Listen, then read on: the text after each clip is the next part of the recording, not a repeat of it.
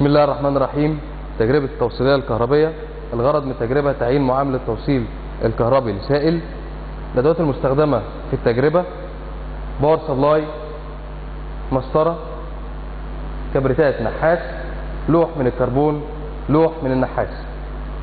أول حاجة في التجربة أظبط الباور سبلاي اللي عندي وليكن عند 10 فولت، واغمس لوح النحاس السائل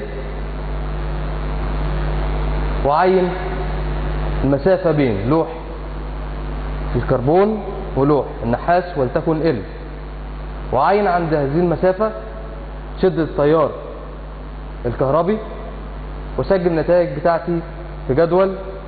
عند المسافة ال وشدة التيار اي عين قيمة المقاومة ار اللي هي بتساوي فرق الجهد على شدة التيار عند هذه المسافة.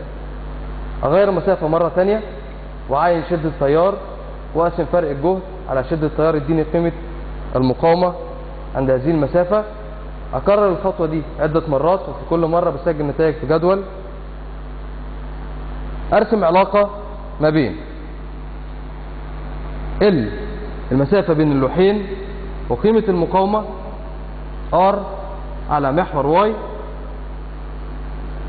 يطلع عندي خط مستقيم يمر في نقطة الأصل. أحسب السلوب اللي هو بيساوي R على L، منه أحسب التوصيلية اللي هي بتساوي 1 على A مساحة الجزء المغمور من لوح النحاس في السلوب، ومنه أقدر أحسب سيجما اللي هي التوصيلية بوحدتها أوم في سنتيمتر لكل -1.